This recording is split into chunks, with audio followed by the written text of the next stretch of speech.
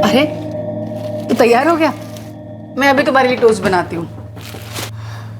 ये लो आई, 1700 है, मैंने पॉकेट मनी से बचाई थी। मुझे क्यों दे रहा है?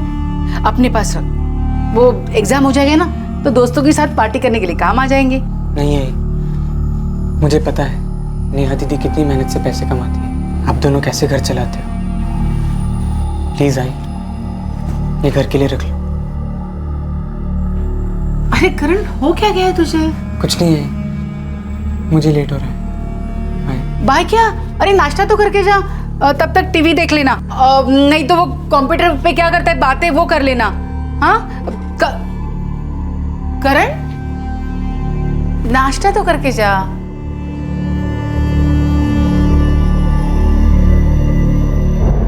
करण, bye I.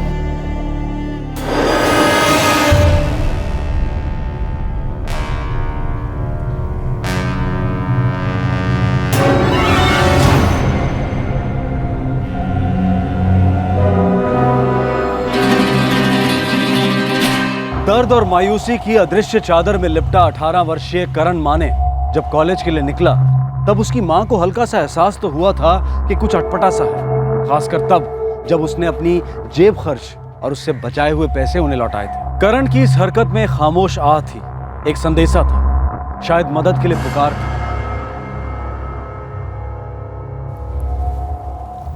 The number you have called is currently switched off. उसका फोन तो अभी भी स्विच ऑफ आ रहा है। आई 24 घंटे हो गए, अभी तक उसका कोई पता नहीं चल रहा है। उसने ऐसा कभी नहीं किया था, मुझे बहुत डर। भाई देख, तू डर मत, ठीक होगा वो। जाते वक्त ही मुझे कुछ अजीब लगा। जाते वक्त वो मुझे अपने पॉकेट मनी के पैसे दे गए। कहाँ होगा मेरा बच्चा? नेहा जी, आपके छोटे भाई करण ने आपके साथ कभी ना कभी कुछ तो शेयर किया होगा। नहीं सर, काफी दिनों से चुपचाप तो रहता था, पर मैंने ज्यादा ध्यान नहीं दिया, अपने काम में बिजी थी। नेहा जी, हमारे जमाने को ये श्राप है बिजी रहना। इतना अंधा, इतना बहरा, इतना गूंगा बना देता है कि हमारे अपनों की तो दूर की बात, हम खुद की आहे भी सुन नहीं पाते। मैं उसे रोकने वाली थी, मुझे लगा कि कुछ गलत हो रहा, कुछ तो ठीक नहीं हो रहा। कौन से कॉलेज में पढ़ता करण? LMS जूनियर कॉलेज, 12वीं साइंस में है। लेकिन वो कल कॉलेज नहीं गया था। ये बात आपको कैसे पता? जी, मैंने उसके दोस्त को फोन किया था, मेहुल, उसी ने मुझे बताया। कॉलेज आया ही नहीं, ऐसा कैसे हो सकता है मेहुल? आज सुबह तो आई के सामने कॉलेज का बैग लेके निकला था। नेहा दीदी, मुझे भी बड़ा अजीब लगा कि करण आज पूरे दिन कॉलेज नहीं आया। मैंने उसको कॉल किया, मैसेजेस किए, ऑनलाइन मैसेजेस भी छोड़े, पर नो रिस्पॉन्स। मुझे लगा उसका फ़ोन गुम गया होगा, ढूंढ रहा होगा। पर आज वो कॉलेज कैसे मिस कर सकता था? क्यों? क्योंकि आज प्रोफेसर जैन का प्रोजेक्ट सबमिशन था, एंड वो लेट सबमिशन अलाउ नहीं करते। करण कॉलेज नहीं गया, अपनी पॉकेट मनी और सेविंग्स आपको लौटा दी, और आप दोनों के हिसाब से वो चुपचाप रहता था, शायद दुखी था। तो एक सवाल सबसे पहले पूछूंगा, क्या कोई लड़की इन्वॉल्व थी उसकी जिंदगी में?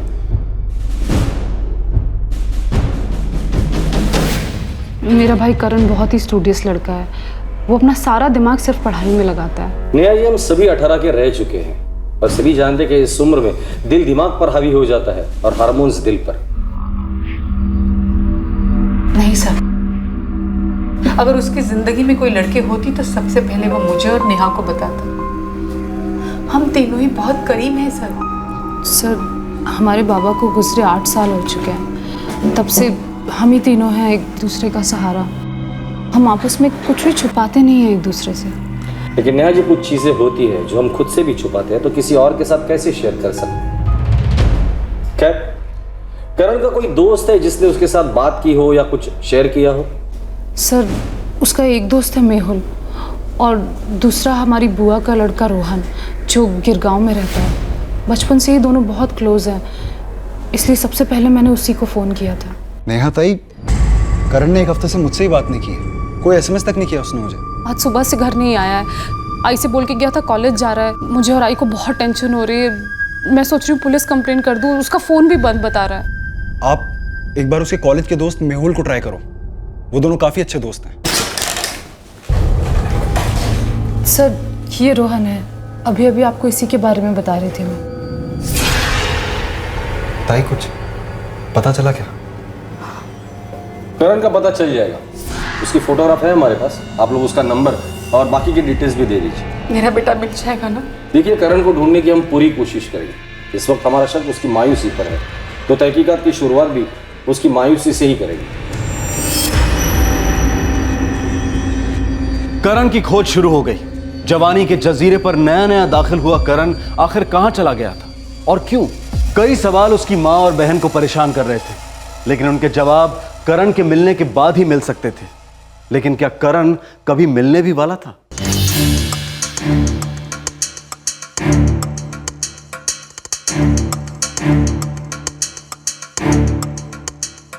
पिछले 6 महीनों में कल का एक ही दिन था जब वो एब्सेंट था। Correct sir. सर, ये जो लड़का है करण माने, ये पढ़ाई में बहुत अच्छा है। इनफैक्ट आप इसे टॉपर भी कह सकते हैं। यही नहीं, एक्स्ट्रा करिकुलर एक्टिविटीज में भी काफी एक्टिव है। हेलो अर्चना, आज मैं काम पे नहीं आ पाऊंगी, घर में थोड़ा सा इशू हो गया है। क्या इशू हो गया नेहा? करण कल सुबह कॉलेज गया था, अभी तक वापस नहीं आया है। ओह गॉड, और उसका फोन? कई बार फोन लगाया, फोन भी बंद है। मैं और आई बहुत परेशान हो रहे हैं। पढ़ाई में टॉपर, एक्स्ट्रा करिकुलर में एक्टिव, डिसेंट लड़का। कोई गर्लफ्रेंड थी उसकी? नहीं सर, करण का सारा फोकस पढ़ाई में था सर। वो हमारे साथ घूमने भी नहीं आता था एंड पार्टीज के लिए भी नहीं आता था sir. And I am quite sure sir, उसकी कोई गर्लफ्रेंड नहीं थी। रोहन रिलैक्स, हमें हमारा काम पता है जो हम कर रहे हैं। सॉरी सर, लेकिन मुझे बड़ी टेंशन हो रही है। करण ऐसे बिना बोले जाने वालों में से है ही नहीं, इम्पॉसिबल सा है ही। अच्छा, एक बात बताओ, क्या हमें सब कुछ बताया गया है या कुछ छुपाया है हमसे? नहीं श्योर? ऐसा तो कुछ नहीं है सर। क्योंकि ये थोड़ा एबनॉर्मल नहीं लगता कि तुम्हारी उम्र का लड़का अपनी पॉकेट मनी लौटा कर गायब हो जाता है? पैसे लौटाना मुझे बिल्कुल एबनॉर्मल नहीं लगता। वो तीनों एक दूसरे के काफ़ी क्लोज हैं और एक दूसरे की प्रॉब्लम अच्छी तरह समझते हैं सर। और इनफैक्ट करण मुझसे भी काफ़ी कुछ शेयर करता है। उसने तो मुझे कुछ ऐसा कुछ बताया नहीं। पर कुछ तो है, जरूर है, और रोहन उसे हम ढूंढ निकालेंगे।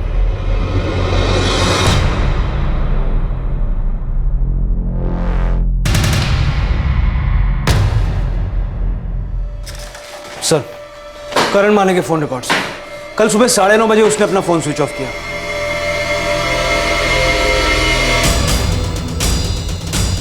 करण 9:30 बजे ही अपने घर से बाहर निकला।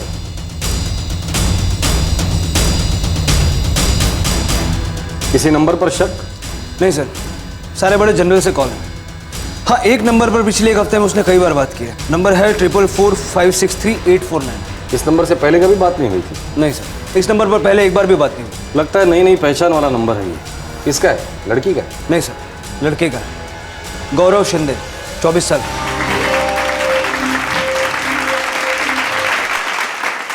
फोन करके बुला लो इसे। मैं जा रही है ड्यूटी पर। तो वो तो रोज आती है ना, इस अनाउंसमेंट करने की क्या जरूरत है?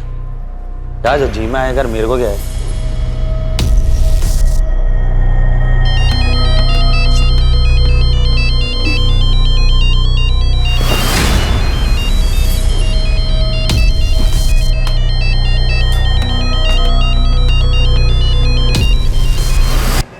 हेलो,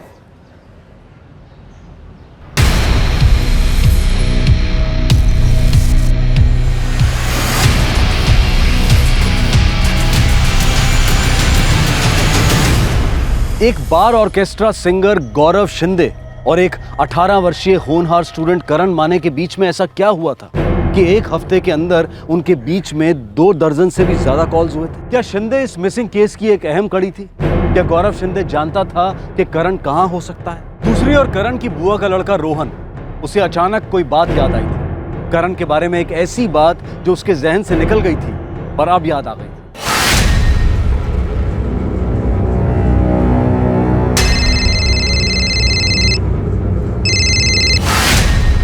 हाँ बोल करण। यार 10,000 चाहिए थे यार, बहुत अर्जेंट है। 10? अबे ATM हूँ क्या मैं? यार देखना प्लीज, कुछ हो सकता है क्या? ऐसा भी क्या अर्जेंट है बॉस? यार वो मेरे को ना एक प्रोजेक्ट सबमिशन करना था और ना उसका मटेरियल बहुत महंगा है यार, मुझे खरीदना है उसे। अच्छा यार, 10 तो बहुत ज़्यादा है। देख, चाहिए तो मैं पापा से बात कर सकता हूँ, दिए तो ठीक है, नहीं दिए तो यार वाट लग जाएगी। प्लीज प्लीज रोहन, कुछ करना यार, कुछ हो सकता है तो।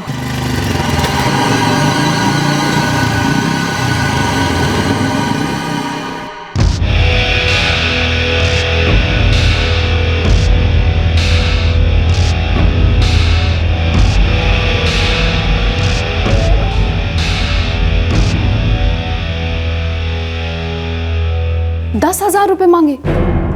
ऐसा कैसे हो सकता है? पता नहीं, किसी साइंस प्रोजेक्ट के लिए चाहिए, उसने ऐसा बोला। नहीं रोहन, किसी भी साइंस प्रोजेक्ट के लिए 12वीं क्लास में 10,000 रुपये नहीं लगते, और अगर लगते भी तो मुझसे नहीं मांगता। शायद 10,000 रुपये आपसे तुरंत मांगना उसे अजीब लग रहा होगा दीदी। नहीं रोहन, करण ऐसा बिल्कुल नहीं है।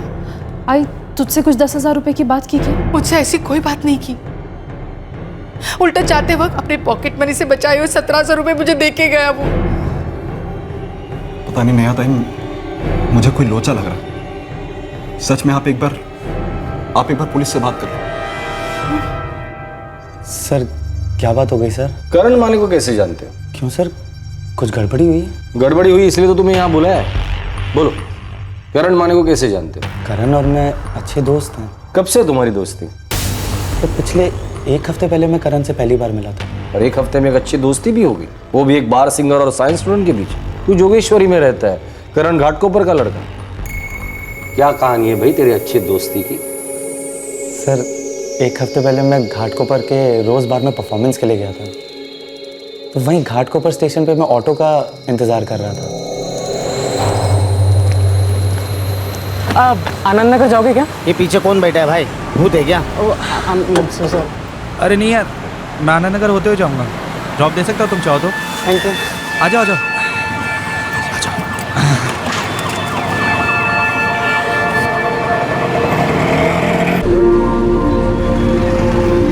आप म्यूजिशियन हैं? म्यूजिशियन हूँ, सिंगर हूँ। टू कूल यार। म्यूजिक का बड़ा शौकीन है करण, इसलिए हमारी जम गई। नंबर्स एक्सचेंज किए थे हम दोनों ने, फिर दिन में 1-2 बार मैसेजिंग या फ़ोन पे बात हो जाती थी। पर पिछले 2-3 दिन से करण का ना तो कोई कॉल आया, ना ही कोई मैसेज। सर सब ठीक तो है ना? करण गायब है। गायब मतलब? गायब मतलब गायब, गुम, मिसिंग। 3 दिन पहले कॉलेज के लिए निकला था, लौटा नहीं। लेकिन ऐसे कैसे हो सकता है सर? करण ने तुम्हें कांटेक्ट करने की कोशिश की।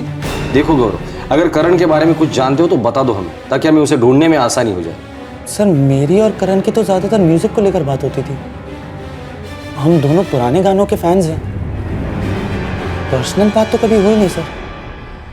उसे पैसों की जरूरत थी, 10,000 रुपए, किसी कॉलेज प्रोजेक्ट के लिए। 10,000? तुमसे मांगे थे उसने? नहीं सर। ये पैसों की बात 8-10 दिन पहले हुई थी, और लगभग तभी तुम दोनों की दोस्ती हुई थी। नहीं गौरव, ऐसा तो नहीं कि तुम कुछ भूल रहे हो या छुपा रहे हो? नहीं सर।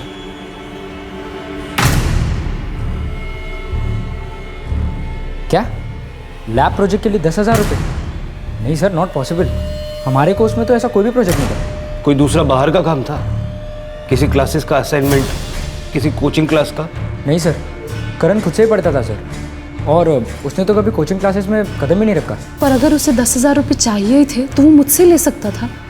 और उसने रोहन से मांगे, और आपको भनक भी नहीं थी। ऊपर से 1700 रुपये अपनी माँ को लौटा दिए। सर इस सब का क्या मतलब है? मुझे तो कुछ समझ में नहीं आ रहा है। मतलब तो इन्वेस्टिगेशन में पता चल ही जाएगा। और इस मतलब का ये भी मतलब है कि करण आप लोगों से कुछ छुपा रहा है। आप तीनों करीब जरूर थे, पर उतने भी नहीं।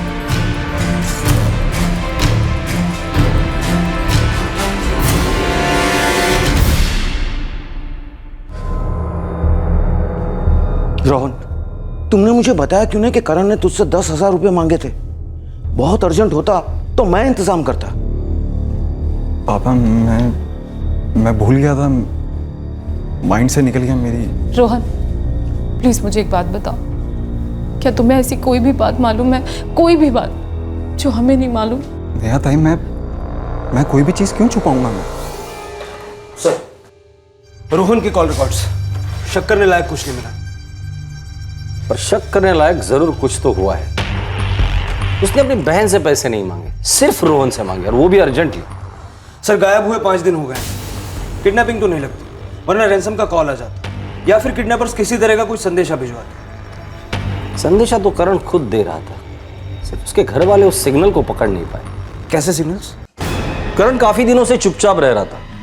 अपने दोस्त मेहुल को भी उसने कुछ नहीं बताया। 1700 रुपए की अपनी सेविंग माँ को लौटा दी। घर से बाहर निकलते ही अपने मोबाइल फोन को स्विच ऑफ कर दिया, और जाते वक्त माँ को 2 बार बाय बोला।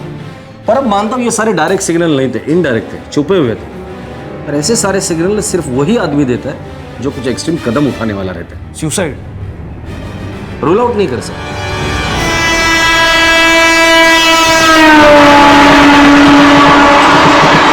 अब तक ये एक मिसिंग केस था, लेकिन धीरे धीरे इसका एक नक्शा उभर रहा था। अब ये साफ होता जा रहा था कि करण अपनी मर्जी से अपने लोगों को छोड़कर गया था, और शायद अपनी जिंदगी को भी। और दुर्भाग्यवश यही सच निकला। सर, एक लाश मिली है कल्याण रेलवे पुलिस को। हमने जो तस्वीर भेजी थी और जो डिस्क्रिप्शन भेजी थी, बॉडी उससे मेल खाती है।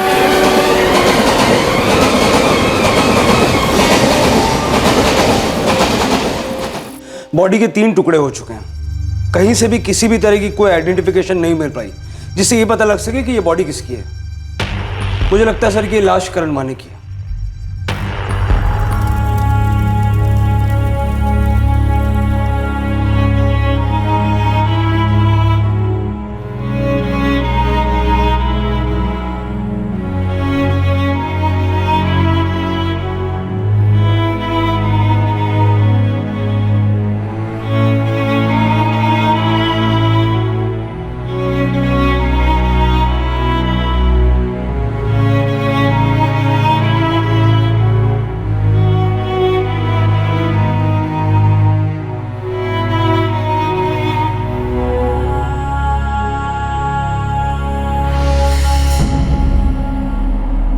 पर अब समझ में नहीं आ रहा इस करण को कौन सी चीज खाई जा रही थी।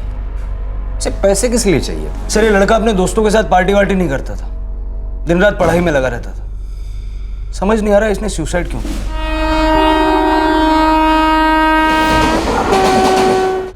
बहुत ही सीधा साधा लड़का था सर। लेकिन 18 साल का था।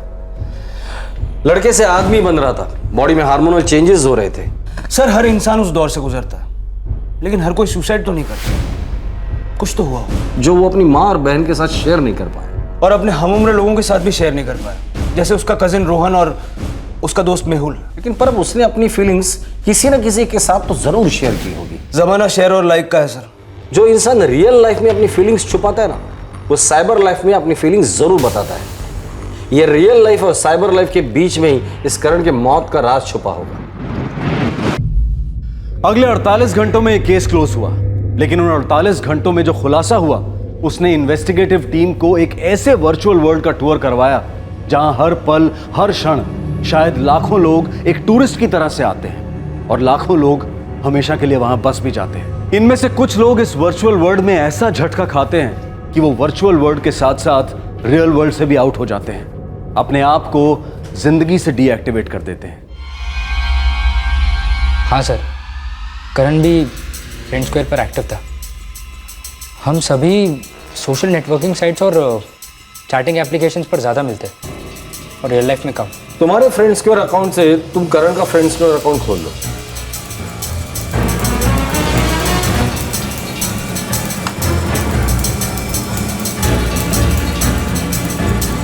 सर,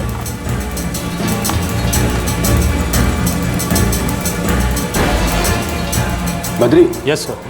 करण माने का मैसेज इनबॉक्स खोल सकते हो? मुझे 5 मिनट दीजिए sir. Mehul, thanks for the cooperation. जरूरत पड़ेगी तो दोबारा बुला लूंगा मैं। और हाँ, मुंबई छोड़कर कहीं जाना नहीं।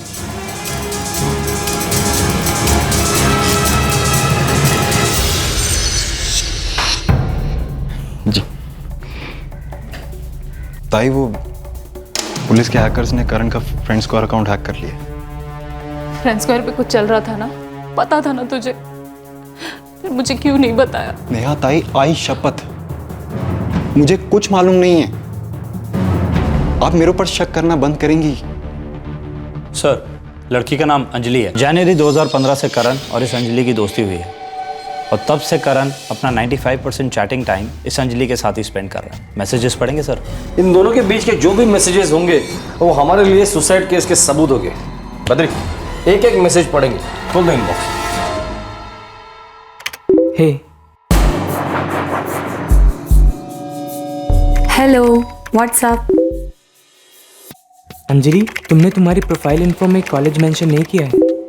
क्यों, मिलने आना है? नहीं, जनरली। ओह, तो नहीं मिलोगे? अभी आ जाऊं? या स्टूपिड। करण, तुम अपना प्रोफाइल पिक चेंज कर दो। क्यों? अच्छा नहीं लगता? नहीं, वो बात नहीं है। मेरे लिए बहुत ज्यादा डिस्ट्रैक्टिंग है ना। क्यूट कोई कैसे हो सकता है? ओह प्लीज, टांग मत खींचो मेरी। यार क्या जमाना है, एक लड़की एक लड़के को कॉम्प्लीमेंट देती है और देखो इसे, डम्बो। वो जो तुमने पिक्चर पोस्ट किया है, वो लड़का जो तुम्हारे साथ खड़ा है, कौन है वो? कौन हो सकता है, तुम बोलो। मैं कैसे गेस करूं? फ्रेंड होगा कोई, बॉयफ्रेंड तो नहीं हो सकता। क्यों नहीं हो सकता? वेल, होने को तो हो सकता है, लेकिन मैं। व्हाट लेकिन? व्हाट मैं? कुछ नहीं, लेकिन तुम्हारे साथ है तो लकी है। लकी तो है, पर बॉयफ्रेंड नहीं, मेरा बड़ा भाई है। ओह ओके ओके। और तुम उससे बच के रहना, ओके? मैं क्यों बच के रहूं? क्योंकि वो मेरे बॉयफ्रेंड का कचुम्बर बनाने की बातें करता है। मैं तुम्हारा बॉयफ्रेंड हूँ? नहीं हो। So sad. और मैं क्या क्या प्लान्स बना रही थी लाइफ में। Okay bye. अरे अरे वेट, तुमने वो जो बॉयफ्रेंड वाली बात की थी, वो सीरियस थी? देखो मैं हमेशा मजाक करती रहती हूँ, पर अब सीरियसली एक बात बताओ, तुम मुझ में इंटरेस्टेड हो? इंटरेस्टेड? फुल ब्लोन प्यार हुआ है। एक शौक दूं तुम्हें? मार ही डालो प्लीज। मुझे भी हुआ है फुल ब्लोन प्यार।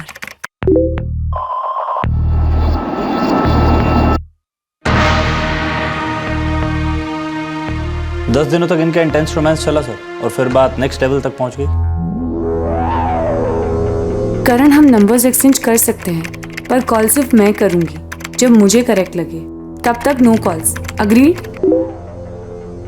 Agreed agreed. ये मेरा नंबर है, मैं तुम्हारी कॉल का वेट करूंगा। मेरा number, but never call, never. SMS कर सकते हो, but no calls. Done done.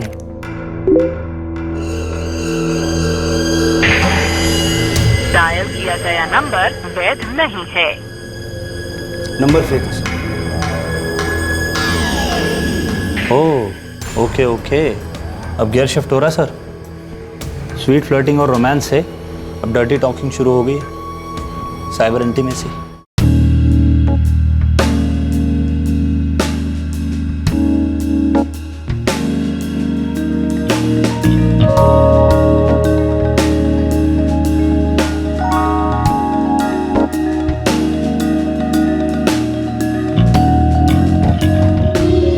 जाहिर सी बात है, ये अंजलि करण के साथ खेल रही थी और ये करण खेलना चाहता था। हाय हेलो से सीधी ऐसी बात है, वो भी इतना जल्दी? फिर प्रॉब्लम हुई सर, ये यहाँ उसका भाई बीच में आ गया, अंजलि का भाई। करण आई एम सॉरी, मैंने कंप्यूटर ऑन छोड़ा था, मेरे भाई ने हमारे चैट्स पढ़ लिए। ओह गॉड, मैं अपनी जान दे दूंगी।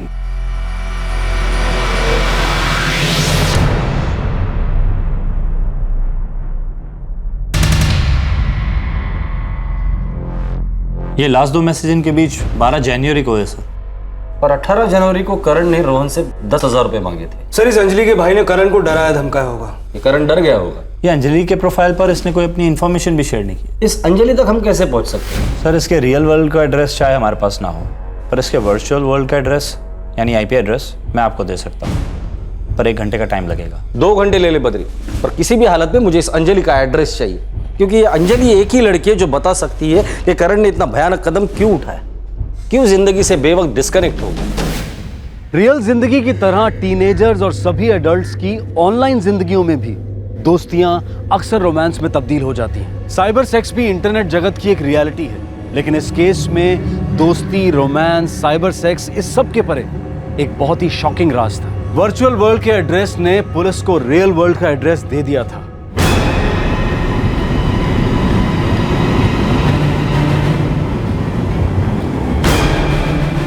शक्ल पर इतनी मासूमियत और दिमाग में पता नहीं क्या चल रहा है। ये 10,000 रुपए भी इसी दिमाग की उपज लगती है। सर IP एड्रेस मिल गया। कहाँ का एड्रेस है? जोगेश्वरी का, गौरव शिंदे नाम के आदमी का इंटरनेट कनेक्शन।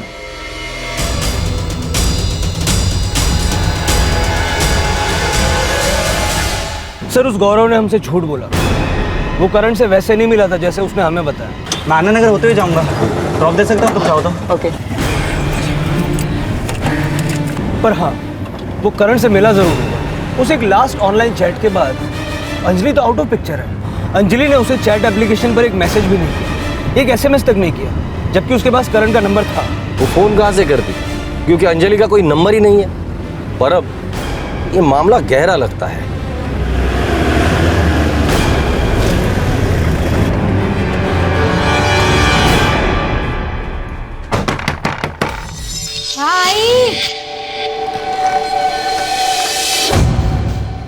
सर गौरव कहाँ है? सर वो निराली बार गया है, गाना गाता है ना उधर। आप कौन हो? मैं मिसेज उसकी ज्योति शिंदे। क्या हुआ सर? जरा अंजलि को बुलाना। अंजलि कौन साहब? गौरव की बहन अंजलि। और कौन? गौरव के आगे पीछे कोई नहीं है, ना भाई ना बहन, माँ बाप भी नहीं रहे। आप ये क्या बोल रहे हैं साहब? चचेरी ममेरी बहन होगी, कोई रिश्तेदार होगी। नहीं साहब, कोई नहीं है। हम दोनों का रिश्ता खुद ही डामाडोल चल रहा है, हम रिश्तेदारों से क्या रिश्ता रखेंगे? अपने दोनों तरफ कोई भी नहीं है अंजलि साहब। गौरव को फोन लगाओ। नहीं, तू फोल्ड ले उसके साथ। G माइनर प्ले कर रहा हूँ मैं। एक मिनट रुको यार।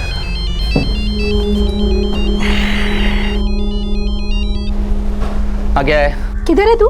निराली बाहर हूँ। और किधर? जल्दी बोल, जो भी काम है। ये अंजलि कौन है? बोल काहे को नहीं रहा है? ये अंजलि कौन? देख अभी मेरे दिमाग का दही मत कर, समझी ना? काम पे हूँ मैं, रखता हूँ। गौरव सुन। हेलो, कौन बोल रहा है? इंस्पेक्टर पवार बोल रहा हूँ। निराली बाहर आ रहे तुझे लेने के लिए। कहीं जाने या भागने के बारे में सोचना भी मत, बहुत बुरा हाल करूंगा मैं तेरा।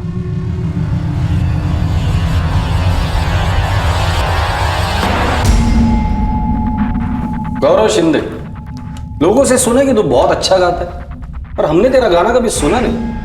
गॉड गिफ्ट है तो पैसे कमा लेता हूँ। अरे भाई, इस रूम में गॉड वॉड नहीं आता। गौरव शिंदे, तू अच्छा गाता है तो मैं अच्छा बजाता हूं। अब तेरे मुंह से मुझे एक ही गाना सुनना है, करण और अंजलि के लव स्टोरी का। लेकिन याद रखना, गाने के सारे बोल असली होने चाहिए। अरे एक लाइन पिरो पिरो के गाना, एक भी लाइन गलत गाई ना तो बहुत बेसुरा आलाप सुनाऊंगा तुझे। तेरे कान के ड्रम फट जाएंगे। बोल, तू ही था ना करण को ब्लैकमेल करने वाला एडल्ट चार्ट को लेकर? गौरव दादा मेरी बात सुनिए, प्लीज प्लीज दादा मेरी बात सुनिए। अबे क्या सुनूं बे तेरी? हाँ, सारी बातें पढ़ चुका हूं मैं। नंगा खड़ा तू मेरे सामने, समझा? गौरव दादा ऐसा कुछ नहीं है, आप गलत समझ रहे हैं। तूने मेरी बहन अंजलि के दिमाग में गंदगी भर रखी है। उसे गंदी गंदी बातें की है चैट पर, गंदी गंदी तस्वीरें भेजी है, वीडियो क्लिप भेजी है। हो दादा, लेकिन मैं उससे प्यार करता हूँ। ये प्यार है? हाँ साले ठरकी, तेरे को शर्म नहीं आती है? अडल्ट चैट को तू प्यार कहता है? आई एम सॉरी दादा, I am really very sorry. अबे सॉरी का अचार डाल रहे, बहुत महंगी पड़ने वाली है तेरे को ये, बहुत भारी पड़ेगी ये गंदगी साले। सर मैं तो टाइम पास कर रहा था सर, मुझे लगा थोड़ा डराता हूँ, नचाता हूँ। नहीं गौरव शिंदे, ये सही लाइन नहीं गा रहा है तू। सही लाइन सही सुर में गा। करण को पैसे के लिए ब्लैकमेल तू ही कर रहा था ना? हाँ या ना? हाँ सर, मैं ही कर रहा था, लेकिन मुझे नहीं मालूम था बात यहाँ तक पहुँच जाएगी सर। मैं 10,000 कहाँ से लाऊंगा दादा? प्लीज प्लीज मुझे माफ कर दो। ए छिचोरे, तेरे को लास्ट चांस दे रहा हूं मैं प्रायश्चित करने का, और तू यहाँ पे मुझसे तोलमोल कर रहा है? हैं? 10,000 रुपए दे, नहीं तो सीधे जेल जाएगा तू। मैंने बहुत ट्राई किया है दादा, मुझे 10,000 कहीं से नहीं मिल रहे हैं। मेरी फैमिली बहुत गरीब है दादा, मेरे बाबा भी नहीं है। अबे अंजलि तुझसे भी ज्यादा गरीब है, लेकिन इज्जत बिकाऊ नहीं है उसकी, समझा?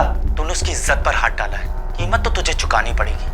कल तक इंतजार कर रहा हूं तेरे 10,000 का, अगर नहीं आए ना तो तू जेल गया समझ।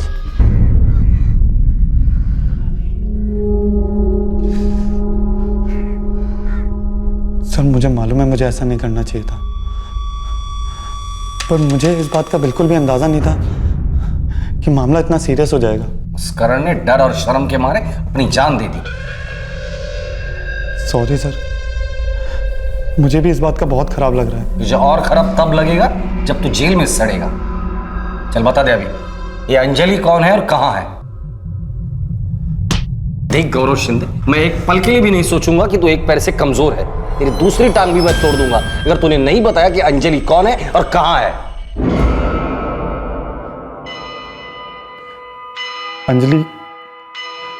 अंजलि कोई नहीं और कहीं नहीं, अंजलि मैं ही और आप लोगों के सामने।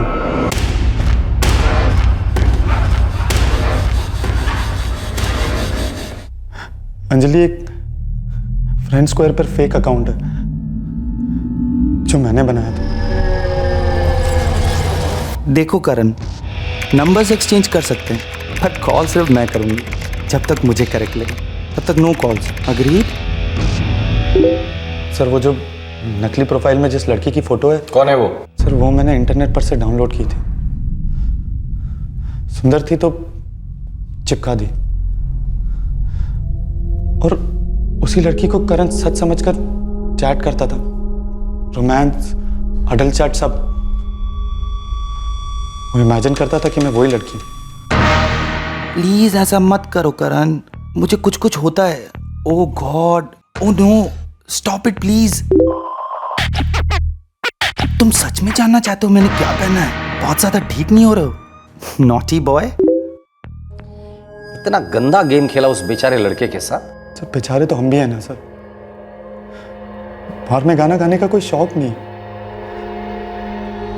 और ना ही कोई ढंग की कमाई होती। पैसे कमाने का ये प्लान बनाया तूने?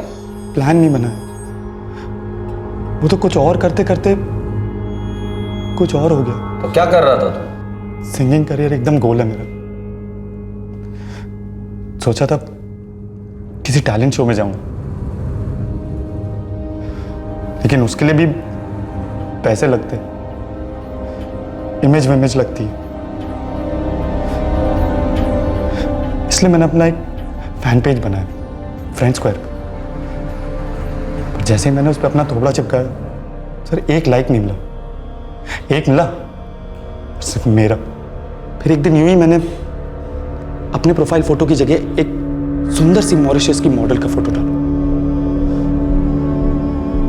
और देखते देखते मेरे अकाउंट को 800 लाइक्स मिले। तभी मैंने अंजलि का एक फेक प्रोफाइल बनाया, सोचा कभी काम आएगा। और रैंडमली करण ने उस पर एक फ्रेंड रिक्वेस्ट भेजी, यानी अंजलि को, जिसको मैंने एक्सेप्ट की। उसके बाद तूने उसके लाइफ के साथ खेला? नहीं, इतना डीप नहीं सोचा था मैंने। मैं तो सिर्फ टाइम पास कर रहा था। फिर एक दिन ख्याल आया क्यों ना इससे 2 पैसे कमा लिए जाए। इसमें बुराई क्या है? वैसे भी मेरी बीवी मुझसे ज्यादा कमाती है। मैंने सोचा चांस लेते हैं, और तब ये अंजलि का भाई जाग गया। तेरे अंदर का अंजलि का भाई नहीं जागा था, तेरे अंदर का छिछोरा इंसान जागा। तेरे अंदर की विकृति, गंद और लालच जागी थी। उस भोले भाले लड़के को इतना डराया कि उस बेचारे ने शर्म के मारे अपनी जान दे दी। सर मुझे भी बहुत दुख है सर उस बात का, लेकिन मैं खूनी नहीं हूं सर। मैं सिर्फ थोड़े पैसे कमाना चाहता था। एक बात बोलूं? बोल। हमारी शादी के 6 महीने में मैं समझ गई थी कि अपनी नहीं पटेगी। तो फिर छोड़ देती मुझे? माँ बाबा ने बहुत प्यार से शादी की थी। तुझे छोड़ती तो उन्हें बहुत दुख लगता, पर देख ना मेरा गुड लक, तो खुद ही छूट गया मेरी जिंदगी से। सोचा नहीं था गौरव तो इतनी घटिया हरकत करेगा।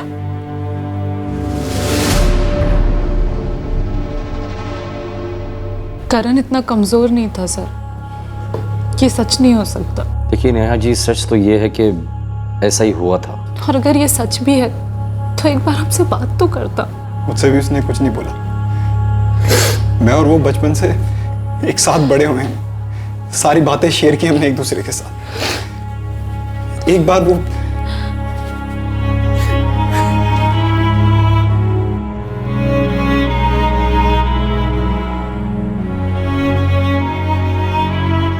एक बार बात तो की होती, कोई बुरा नहीं मानता, कोई नहीं डांटता। क्यों खामोशी से क्यों मार गया हमें? गौरव शिंदे पर आईपीसी की धारा 306 अबेटमेंट टू सुसाइड, धारा 294 ऑब्सीन एक्ट और धारा 385 लागू हुई है। वो इस वक्त जुडिशियल कस्टडी में है। इस केस में कोई हसीना नहीं थी, सिर्फ एक दीवाना था जो एक फेक सोशल नेटवर्किंग प्रोफाइल से मोहब्बत कर बैठा, और बहुत ही दुखद अंत हुआ इस एक तरफे इश्क का। हाड़ मास की असली दुनिया में अक्सर जो लोग खामोश होते हैं, इंट्रोवर्ट होते हैं, ये वर्चुअल वर्ल्ड उन्हें एक मंच देता है अपने अकेलेपन को और अपनी फीलिंग्स को व्यक्त करने का। कुछ लोगों को ये गलतफहमी होती है कि ये एक सेफ मंच है, पर हकीकत ये है कि इस वर्चुअल दुनिया की अंधेरी अज्ञात गलियों में कई क्रिमिनल्स झूठे अकाउंट्स की आड़ में अपने विक्टिम्स के लिए घात लगा कर बैठे हैं। कभी ये लोग अपनी विकृति और अपने परवर्जन को अंजाम देने के लिए ऑनलाइन आते हैं, तो कभी दूसरों को एक वल्नरेबल पोजीशन में धकेल कर उन्हें ब्लैकमेल करते हैं, पैसे ऐंठते हैं। सोशल मीडिया यूज करने वालों को लगातार फ्रेंडशिप के सजेशंस आते हैं उनके प्रोफाइल से मैच करते हुए। इन सजेस्ट किए गए प्रोफाइल्स में से कुछ आईडीज जेन्युइन होते हैं और कुछ फेक, फर्जी accounts.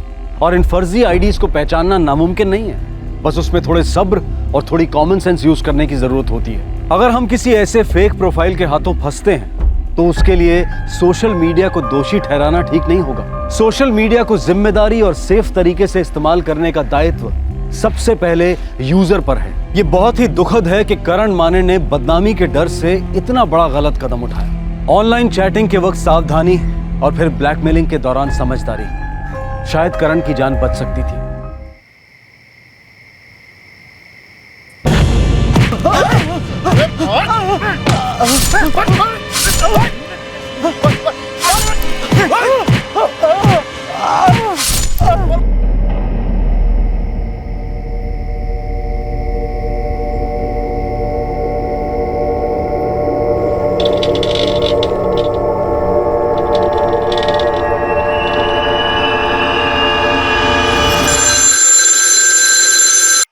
Hello Udaipura police control room. Sir मेरा नाम गौरव शर्मा है।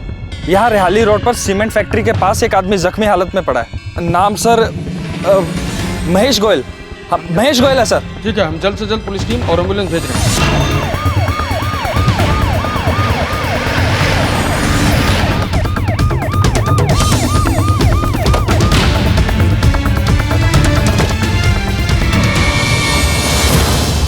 यहाँ पे महेश गोयल नाम का आदमी जख्मी हुआ था, कहाँ है वो? सर अभी 10-15 मिनट पहले एक एम्बुलेंस आई थी, उसी में डालकर ले गए सर।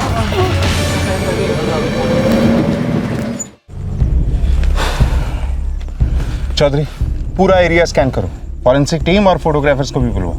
सब।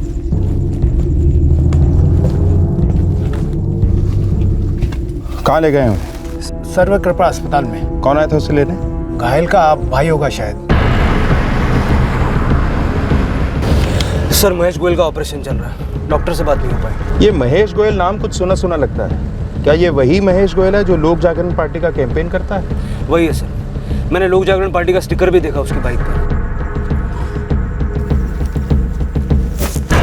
अभी कुछ ही दिनों में स्थानीय चुनाव होने वाले हैं। लोक जागरण पार्टी का जो उम्मीदवार है विक्रम चौबे, उसके प्रचार का सारा काम यही महेश गोयल देखता है। चुनाव के वक्त में ये चाकू छुरी चलना कोई हैरत की बात नहीं है। मुझे तो अभी से इस केस में राजनीति का रंग नजर आ रहा है।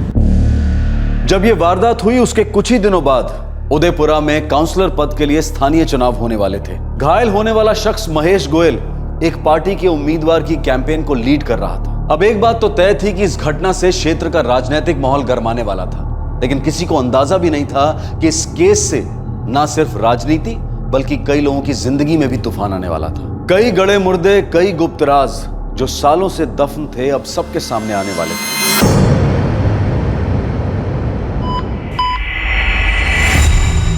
डॉक्टर साहब कह रहे थे कि भैया बहुत सीरियस है। आपको इस हादसे के बारे में कैसे पता चला? सर वो मैंने बताया था। आप कौन? गौरव शर्मा। सर जब पुलिस कंट्रोल रूम में मैंने फ़ोन किया तो महेश जी होश में थे। सर वो मैंने कमलेश जी को फ़ोन किया तो वो एम्बुलेंस लेकर आ गए। जब महेश जी होश में थे तो उन्होंने बताया कि उन पर हमला किसने किया? हाँ सर। कौन है ये चंदू? चंदू यानी चंदन गुप्ता, कस्तूरी गुप्ता का पति। वो कस्तूरी गुप्ता जो इंडियन प्रजातांत्रिक पार्टी की उम्मीदवार है और इस बार हमारे सामने चुनाव में खड़ी। विक्रम चौबे जी, आपको ये लगता है कि ये हमला पॉलिटिकल राइवलरी की वजह से हुआ? बिल्कुल लगता है। महेश जी जोरों शोरों से हमारी पार्टी के चुनाव प्रचार में लगे हुए थे और हमें लोगों का अच्छा खासा समर्थन मिल रहा था, जिसकी वजह से ये चंदन और कस्तूरी घबरा गए।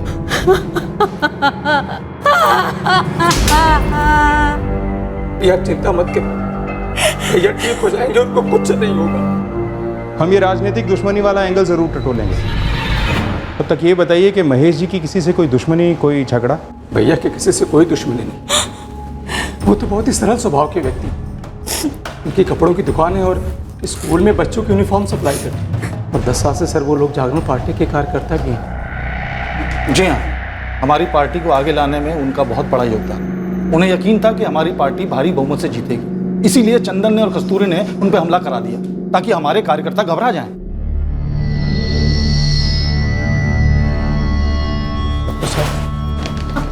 भैया ठीक तो हो जाएंगे ना? देखिए खून बहुत बह चुका है, अभी तो कुछ कहना जल्दबाजी होगी। डॉक्टर हम उनसे मिल सकते हैं? फिलहाल तो वो बेहोश है और एक ऑपरेशन भी बाकी है, वक्त तो लगेगा।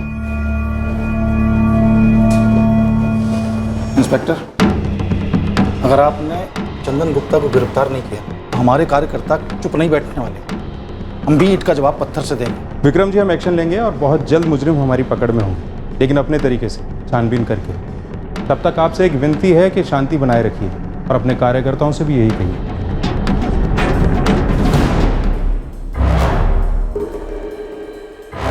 अरे विक्रम चौबे पागल हो गया चुनाव के टेंशन में। चंदन भैया वो टेंशन ले नहीं रहा है, दे रहा है। उसके हाथ मौका लग गया है आपको बदनाम करने का, और वो वही कर रहा है। कहीं ये हमारी पार्टी में से तो किसी ने नहीं करवाया ना? सवाल ही नहीं होता। अगर किसी ने किया होता तो मुझे जरूर पता चलता। विक्रम को तो बैठे बैठे मुद्दा मिल गया हम पर निशाना उठाने का। बैठे बैठे दुनिया में कुछ भी नहीं मिलता। मुझे तो लगता है ये सब कुछ विक्रम का ही किया धरा है। लोगों की हमदर्दी हासिल करने के लिए उसी ने ये नाटक किया। पर अब हम क्या करेंगे? तो राजनीति में आरोप प्रत्यारोप तो चलती ही रहती है। मैं सब संभाल लूंगा।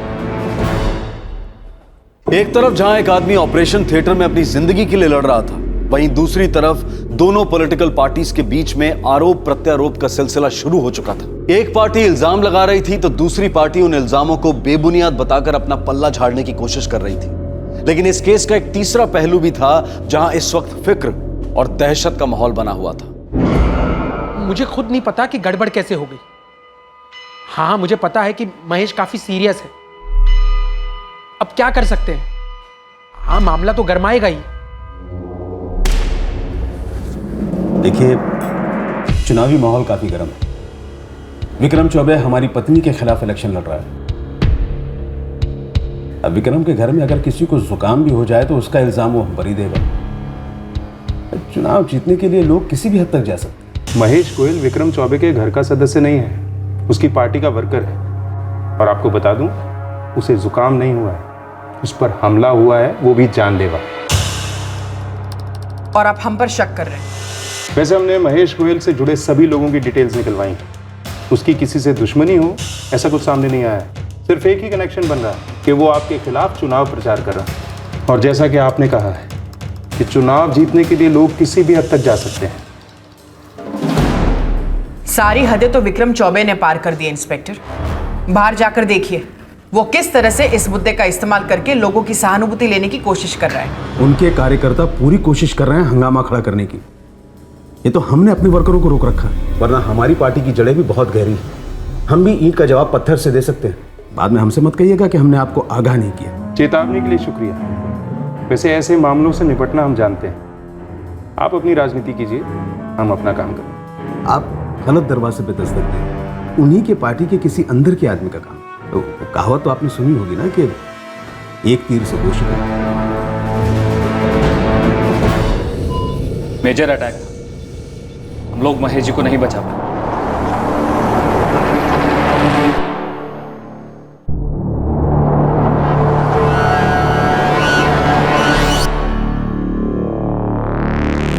जी सर, जी सर। सर, दूसरा यूनिट किसी भी वक्त वहां पहुंचता होगा। हम पूरी कोशिश कर रहे हैं क्राउड पर काबू पाने की। 1 घंटे के अंदर सिचुएशन अंडर कंट्रोल होगी sir. Jain sir. Sir, crowd control से बाहर जा रहा है। अगर फोर्स यूज करने की परमिशन दे दें तो। उसकी जरूरत नहीं पड़ेगी। मेरी एसपी साहब से बात हो गई है। वो लोक जागरण पार्टी के एमएलए प्रदीप प्रजापति से बात करेंगे कि वो अपने कार्यकर्ताओं को शांत रहने की अपील करें। तुम एक काम करो, ये FIR चेंज करो। ये अटेम्प्ट टू मर्डर का केस अब मर्डर केस बन चुका है। एसपी साहब, मैं समझ सकता हूँ, लेकिन मैं क्या कर सकता हूँ? कार्यकर्ता बहुत गुस्से में है। महेश गोयल को बहुत मानते थे ये लोग, उनका अपना आदमी था वो। प्रदीप जी, अगर ये हिंसा बढ़ती रही तो उसका असर इन्वेस्टिगेशन पर भी होगा। अब आप ही बताइए कि हम इस वायलेंस को रोकें या इस केस को सॉल्व करें। ठीक, मैं अपने कार्यकर्ताओं को समझाने की कोशिश करता हूँ, लेकिन हाँ, आपको भी एक बात की गारंटी देनी होगी कि आप जल्द से जल्द गुनहगार को पकड़ेंगे और उसे सजा दिलवाएंगे। आखिर मुझे अपने कार्यकर्ताओं को कुछ तो आश्वासन देना होगा। आई अश्योर यू सर, लेकिन इस वक्त बहुत जरूरी है कि ये आग काबू में आ जाए, तभी तो हम अपना काम सही तरीके से कर पाएंगे। ठीक है एसपी साहब, ठीक। विक्रम को फोन लगाओ, उससे बोलो कि बहुत हो गया अल्लाह मचाना, बस करो। कहीं ऐसा ना हो कि उसकी बाजी उल्टी पड़ जाए। अभी फोन लगा उसको।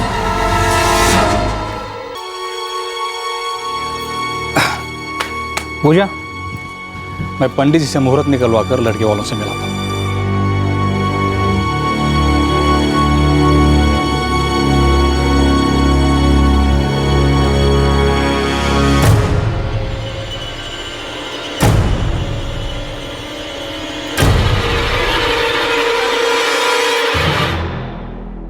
माँ, मैं कॉलेज जा रही हूँ, बाय।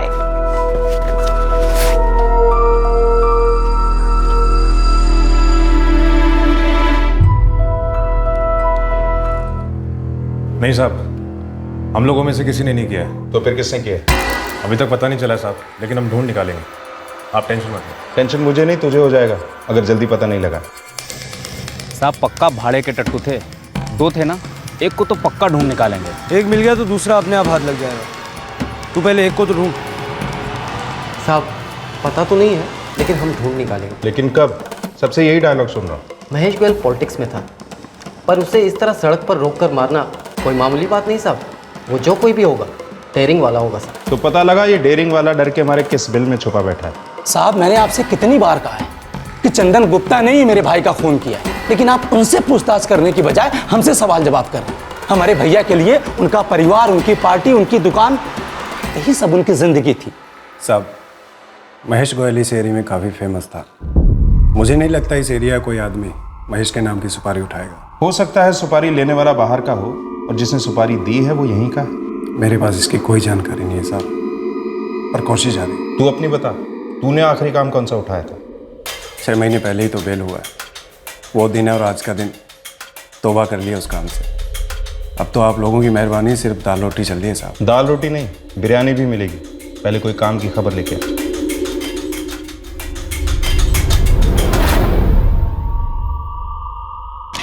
सर, चंदन गुप्ता, कस्तूरी गुप्ता और उनके सभी खास कार्यकर्ताओं के फोन रिकॉर्ड्स मैंने स्कैन किए। सबके रिकॉर्ड्स एकदम क्लीन है। राजनीति के दलदल में एकदम क्लीन रिकॉर्ड्स ज़्यादा शक पैदा करते हैं। वैसे भी ऑपोजिशन पार्टी के मेंबर को मारना हो तो बड़ी प्लानिंग करनी पड़ती है, ताकि सब कुछ एकदम क्लीन दिखाई दे, ज़रा सा भी दाग ना दिखे। सर लेकिन ये भी तो हो सकता है कि ये पॉलिटिकल मर्डर हो ही नहीं, कोई और वजह भी तो हो सकती है।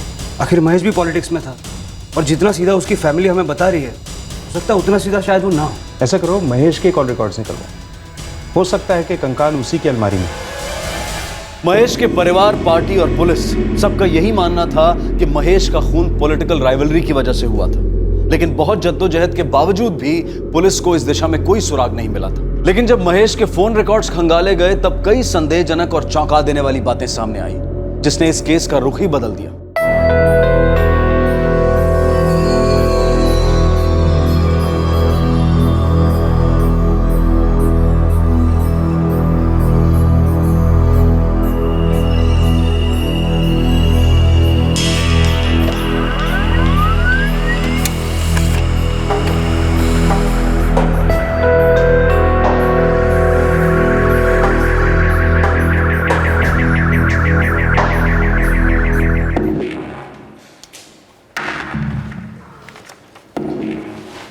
तीर निशाने पे लगा है। Yes sir.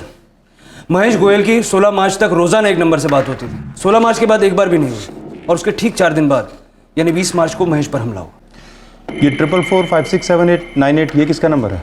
किसी पूजा जायसवाल का।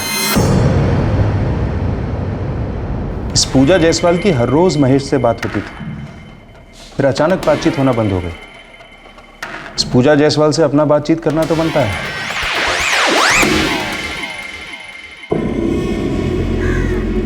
पुलिस ने क्यों बुलाया तुझे? पता नहीं। और ये महेश गोयल को तू कैसे जानती है? वो तो ये नूपुर जब से स्कूल में थी तब से उसके यूनिफॉर्म के लिए मैं उनकी दुकान पर जाती थी, बस इतना ही। मैं नहीं जानती ये पुलिस मुझसे क्या जानना चाहती है। देखिए, जब से मेरी बेटी स्कूल में थी तब से हर साल मैंने उसके स्कूल की यूनिफॉर्म महेश जी की दुकान से ही बनवाई है। इस स्कूल के साथ उनका कॉन्ट्रैक्ट था। सभी स्टूडेंट्स की यूनिफॉर्म वहीं से बनती है। सभी जन जानते हैं महेश जी को, और मैं भी 10 साल से पहचानती हूँ। लगता है आप काफी करीब से जानती थी उन्हें। आपके फ़ोन रिकॉर्ड्स बता रहे हैं कि आप दोनों में रोज़ाना बात होती थी। अब हर रोज़ एक नई यूनिफॉर्म तो नहीं बनवाती होंगी ना आप?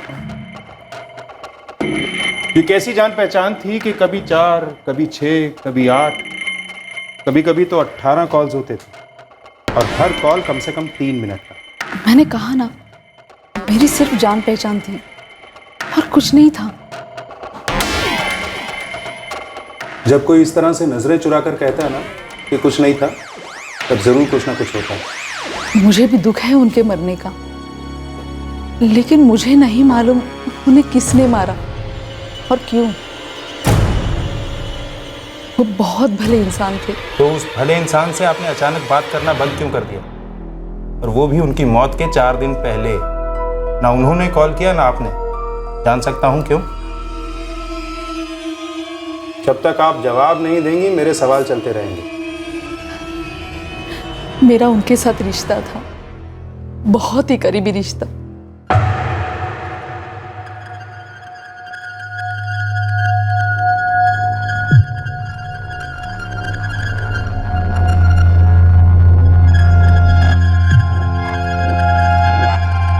जब नुपुर 10 साल की थी, तब से मैं हर साल महेश जी की दुकान पर उसके स्कूल ड्रेस के लिए जाया करती थी।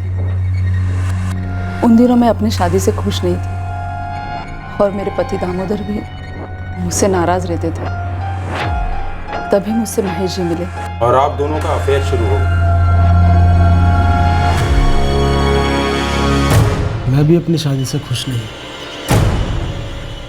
पूजा, हम दोनों का हाल बिल्कुल एक जैसा है, पर हम अपनी शादी भी नहीं तोड़ सकते क्योंकि इसका असर हमारे परिवार और बच्चों पर पड़ सकता है। मैं समझती हूँ हम अपने बच्चों को नाराज नहीं कर सकते, लेकिन हम खुद को भी नाराज नहीं करेंगे। अगर किसी को तकलीफ दिए बिना हम थोड़ा सा खुद के लिए जी लेते तो इसमें गलत क्या है?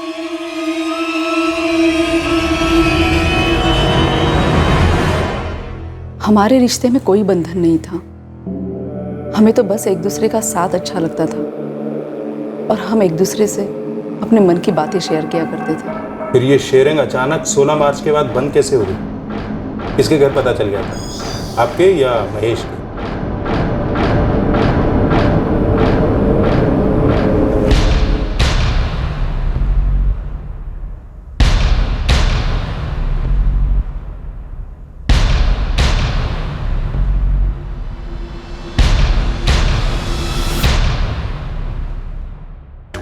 ऐसा कुछ नहीं था।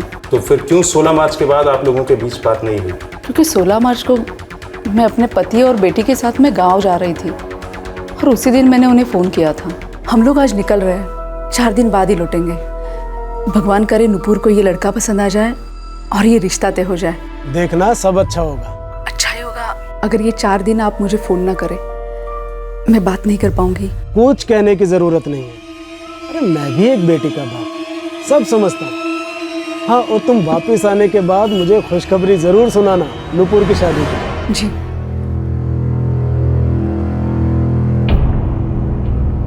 नुपुर की शादी तय होने जा रही थी और मैं नहीं चाहती थी कि मेरे और महेश जी के रिश्ते की जरा सी भी भनक किसी को लगे जिससे नुपुर की शादी पे आ जाए। इसलिए हमने उन दिनों बात नहीं की, लेकिन मुझे पता नहीं था कि उन्हीं दिनों इनके साथ ऐसा कुछ हो जाएगा।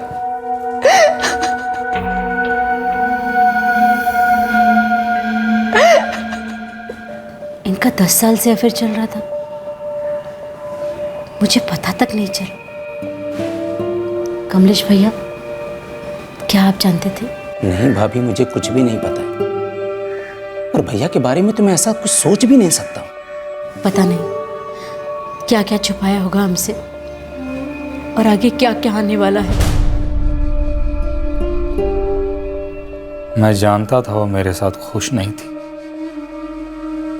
मुझे भी उससे कई शिकायतें थी, लेकिन मैंने ऐसा कभी सोचा नहीं था। 10 साल वो किसी और के साथ, इतना बड़ा धोखा दिया उसने मुझे। पापा, मैंने कभी नहीं सोचा था कि माँ ऐसा कर सकती है।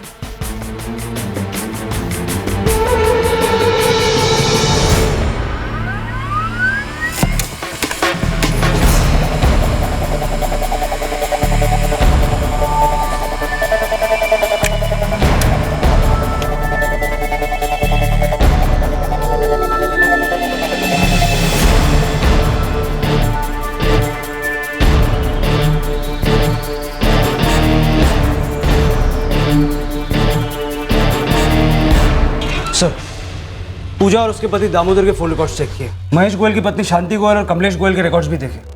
कुछ भी सस्पिशियस नहीं मिला। लगता है इन दोनों की फैमिलीज को इन दोनों के अफेयर का पता नहीं। कमाल है, 10 साल से इनका अफेयर था, रोजाना बात होती थी, फिर भी किसी को कुछ नहीं पता था। महेश के पार्टी वर्कर्स तक को नहीं पता। पार्टी की पब्लिसिटी करता था और अपने कारनामों को पार्टी और परिवार सबसे छुपा के रखा। मुझे ऐसा लगता है कि इस महेश के पीछे एक और महेश छुपा था जिसे कोई नहीं जानता था। पता नहीं इस नकाब के पीछे छुपे महेश ने और क्या क्या कारनामे किए होंगे। महेश गोयल का एक नया चेहरा उभर कर सामने आया था जिससे उसके अपने भी वाकिफ नहीं थे। महेश ने बड़ी चालाकी से अपने उस चेहरे को नकाब के पीछे छुपा कर रखा था, लेकिन क्या कोई ऐसा था जो उसकी इस दूसरी शख्सियत को जानता था? साहब, इस एंगल को तो कुरेदा ही नहीं था। जब कुरेदना शुरू किया तो पूरा कुआं निकला। सीधा सीधा बोल। सीधी बात तो यह है साहब कि जो महेश था लेडीज के मामले में एकदम टेढ़ा था, एक नंबर का औरत बाज। फिर किसी को खबर कैसे नहीं हुई इस बारे में? बहुत चालू आदमी था साहब। उसका काम था स्टूडेंट लोगों का कपड़ा बनाने का। अब ज़्यादातर स्टूडेंट के कपड़े बनवाने और सिलवाने कौन आता है? उनकी माँ। ये साला महेश उन लेडीज लोगों पर लाइन मारता था। तो उसकी दुकान में काम करने वाले तो जानते होंगे ना इस बारे में? साहब, आपने बोला तो हमने खबर निकलवाई, वरना कोई दुकान में काम करने वाला इस मैटर पर क्यों बोलेगा भला? और ऊपर से जो लेडीज लोग थी वो सब शादीशुदा थी। अगर कंप्लेंट करती तो उनकी भी बदनामी होती, इसलिए वो भी चुप रहती थी। और साहब, ये पूजा जायसवाल अकेली नहीं थी, और भी बहुत रही होंगी, लेकिन कोई सामने क्यों आएगा भला? महेश की मौत की वजह कहीं यही तो नहीं? पूरा चांस है साहब।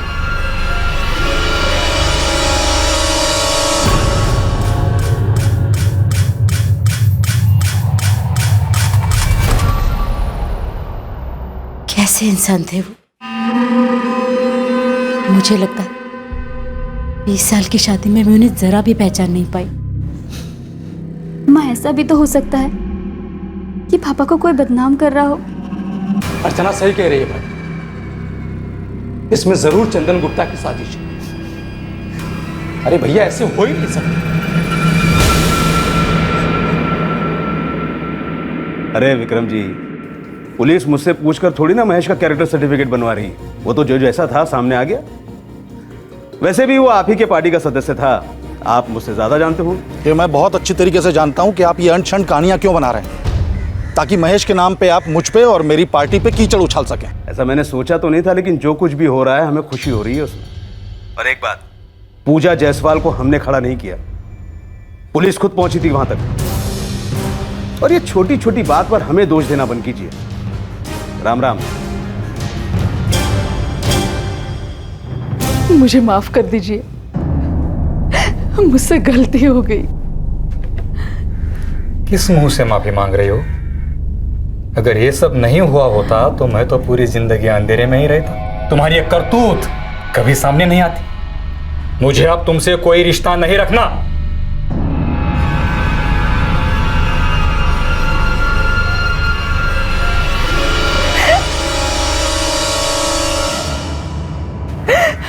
माँ, मुझे आपको देख के शर्म महसूस होती है।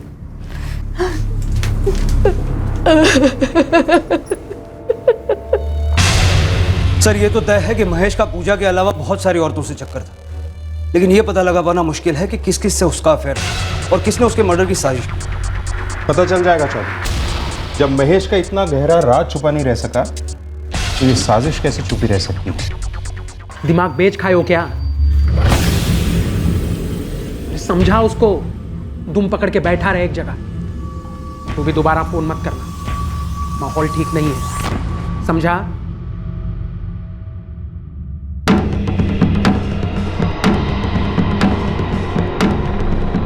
सर, राघव आया, कहता है कोई बड़ी खबर है। बुलाओ उसे।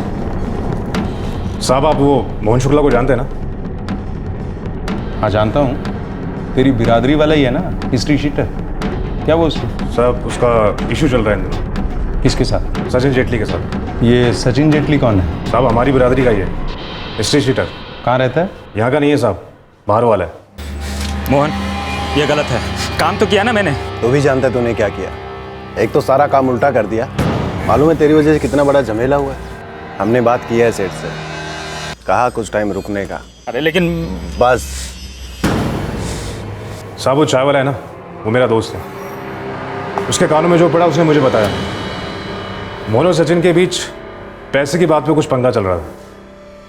पक्का सुपारी के पैसे होंगे। और साहब पिछले एक हफ्ते में हमारे यहाँ एक ही कांड हुआ है।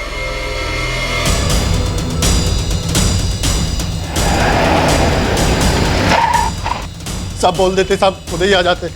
ऐसे घसीट के क्यों लेके जा रहे हो साहब? बेइज्जती होती है मोहल्ले में।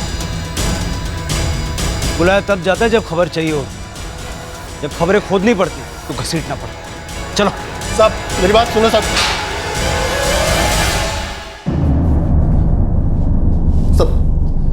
सब नहीं साहब, बोलता हूँ मैं। सब वो थोड़ा पंगा हो गया साहब। कैसा पंगा?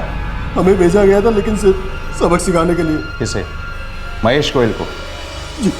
जी साहब।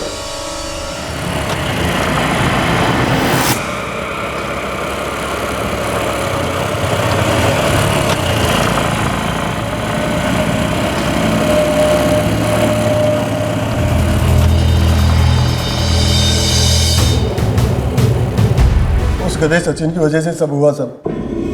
मैंने कहा था एक आध बार करना है, लेकिन वो मारता ही गया। अबे तेरा दिमाग फिर गया था क्या? कितनी बार घुसेड़ा तू? हमें पता नहीं चला यार, अब क्या गिन गिन के घुसेड़ता? अबे पागल, एक ही बार बहुत था। देखना तू, बहुत बड़ा पंगा हुआ तेरी वजह से।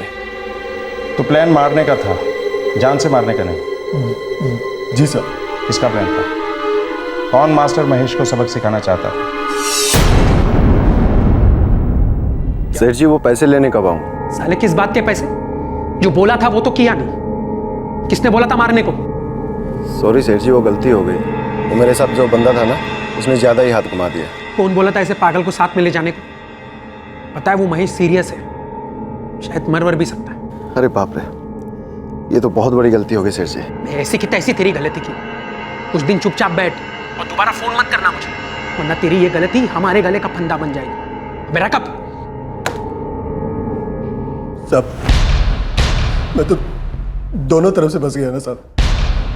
एक तो सचिन सुपारी के पैसे के लिए मेरा दिमाग खा रहा था, और इधर नरेश सेठ भी मेरा पैसा नहीं दे रहा था। ये नरेश कौन है? क्या काम करता है? सब नरेश सेठ का कैटरिंग का बिजनेस है। सचिन कहाँ मिलेगा?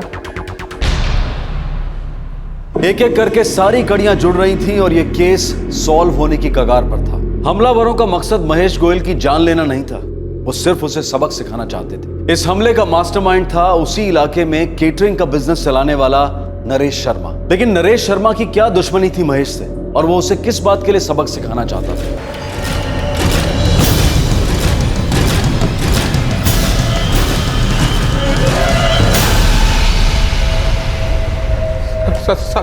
सब मारना वारना मत साहब, मैं सच सच बताता हूँ साहब। तेरे लिए वही सही है, बोलना शुरू कर। साहब मैंने तो सिर्फ पिटने को बोला था, वो भी थोड़ा सा, लेकिन उन्होंने चाकू मार दिया, और वो भी कितने बार मुझे नहीं पता। आगे बोल, क्या सबक सिखाना चाहता था तू महेश को? साहब मेरा महेश के साथ कोई लेना देना नहीं। तो किसका लेना देना था? ये सब मैंने चंदन भाई साहब के कहने पे किया। आप गलत दरवाजे पे दस्तक दे रहे हैं। उन्हीं के पार्टी के किसी अंदर के आदमी का काम है। चंदन गुप्ता भी इन्वॉल्व था इस क्राइम में। उनका मुझ पर बहुत एहसान है साहब। मेरा धंधा उन्होंने सेटल करने में मेरी मदद की थी। उन्होंने बोला कि महेश को सबक सिखाना ज़रूरी है, इसलिए मैंने मोहन को बोला, लेकिन मोहन अपने किसी सरफिरे दोस्त को अपने साथ ले गया और उसने ये कांड कर दिया।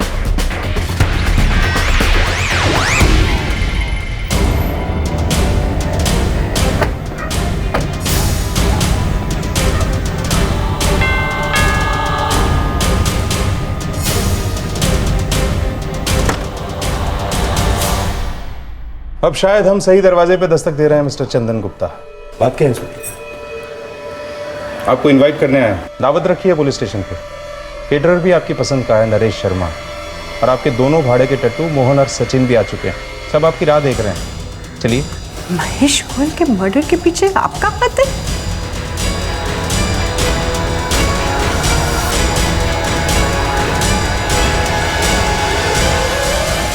जल्दी बोलना शुरू करो चंदन गुप्ता, वैसे कल तक बात पूरे इलाके में फैल जाएगी। आपकी पत्नी की उम्मीदवारी भी कैंसिल हो सकती है। ना भी हुई तो हारना तो तय है। आपका पैंतरा उल्टा पड़ गया। इसका राजनीति से कोई लेना देना नहीं था सर। वही तो मैं कह रहा हूं, जो भी आपने बोलना है अभी बोल दो। उसमें कितना सच है कितना झूठ है वो हम पता लगा लेंगे, और जरूरत पड़ी तो आपसे उगलवा लेंगे। आप तो बोलना शुरू करो बस। ये महेश गोयल की नजर बिल्कुल अच्छी नहीं थी। हर औरत पर गंदी नजर डालता था, गंदे गंदे इशारे करता था। काफी औरतों ने शिकायत की थी मुझसे। पानी सर से ऊंचा तब हो गया जब कुछ हफ्ते पहले एक औरत फिर से उसकी शिकायत लेकर हमारे पास आई।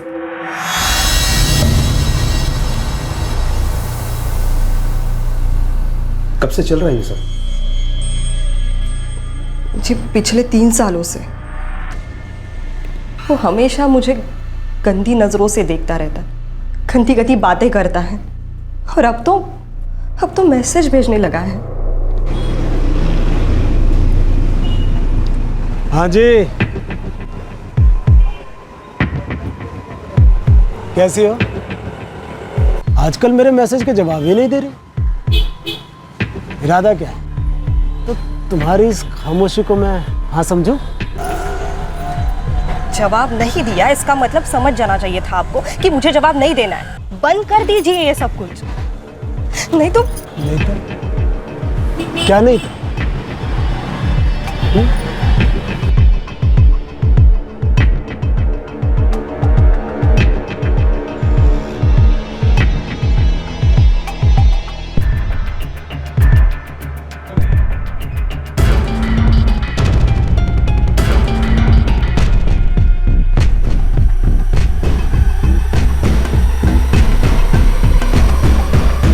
आपको दिखाना था इसीलिए मैसेज डिलीट नहीं किया। वो हर रोज़ इसी तरह के मैसेज भेजता रहता है और हर रोज़ मैं उसे डिलीट करती हूँ। कभी कभी ऐसा लगता है कि मेरे पति ने वो पढ़ लिए तो क्या समझ बैठेंगे वो। एक बार ऐसे भी लगा कि नया नंबर ले लूँ, लेकिन पति तो तब भी सवाल पूछेंगे ना। महेश गोयल 1 नंबर का बेशर्म इंसान है। वो जानता है मेरी मजबूरी को और उसी का फायदा उठा रहा है। मुझे समझ में नहीं आ रहा है कि मैं क्या करूं। आप ही मेरी मदद कीजिए। ये कोई पहली बार नहीं हुआ था। इलाके की कई औरतें परेशान थी उससे, मुझे आकर कंप्लेन करती थी और मुझे बहुत गुस्सा आता था। ये औरतें बेबस थीं, चुपचाप सह रही थी। तो महेश शराफत का मुखौटा पहने शान से घूमता था। जो मैसेज लिखता था, जो भेजता था, मैं तो आपके सामने बोल भी नहीं सकता। ये कोई कारण नहीं हुआ किसी की जान लेने का। आप एक पार्टी के लीडर हैं, इसका मतलब ये नहीं है कि आप किसी को भी मार डालें। मैं तो सिर्फ उसे पिटवाना चाहता था ताकि उसे सबक मिले और औरतों को परेशान करना बंद करे। अगर आप ऐसा चाहते थे तो पुलिस में कंप्लेंट कर सकते थे। अगर मैं ऐसा करता तो मुझ पर राजनीति करने का आरोप लगता।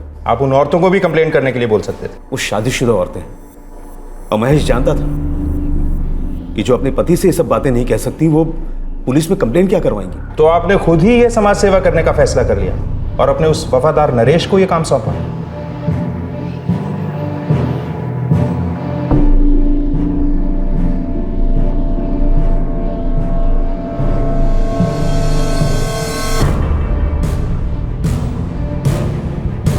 और नरेश ने मोहन शुक्ला को बुलवाया।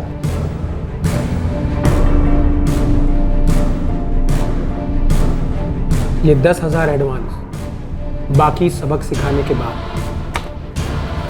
सेठ जी, इस काम को पूरा करने के लिए एक आदमी और लगेगा। 10 गुना पैसे उतने ही मिलेंगे जितने तय हुए। ठीक है। और मोहन ने बाहर से एक दूसरे हिस्ट्री शीटर को बुलाया, सचिन जेटली। दाम कम है क्योंकि जान से नहीं मारना, सिर्फ पीटना है। बॉल करेगा या नहीं? ठीक है चल। वैसे भी आजकल बहुत मंदी चल रही है यार, बता देना कब करना है। ठीक है, बोलता हूँ। और एक भाड़े के टट्टू ने हाथ ज्यादा घुमा दिया। अगर आप चाहते तो महेश के खिलाफ पुलिस केस बनता, उसे जेल भी हो सकती थी अगर आप कोशिश करते, लेकिन आप तो खुद ही फैसला करने निकले। अब आप महेश के मर्डर के जुर्म में जेल जाएंगे और साथ में जाएगा आपका वफादार नरेश। इन हिस्ट्री शीटर्स का तो अंदर बाहर चलता रहता है।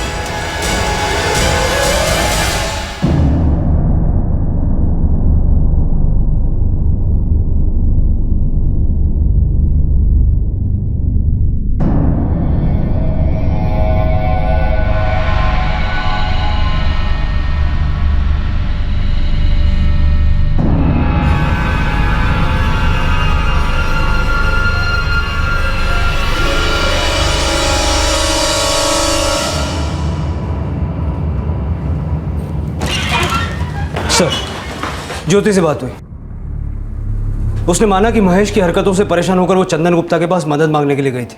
कमाल है, एक जुर्म हुआ, एक पार्टी का वर्कर मारा गया जिसे राइवल पार्टी के लीडर ने मरवाया, पर वजह पॉलिटिकल नहीं थी।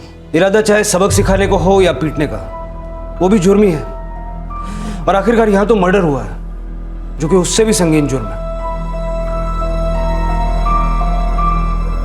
प्रदीप जी, मुझे तो यकीन ही नहीं हो रहा है कि महेश इतनी गिरी हुई हरकतें कर सकता है, और हैरान इस बात पे हूं कि कभी किसी ने मुझे इस बारे में कुछ बताया ही नहीं।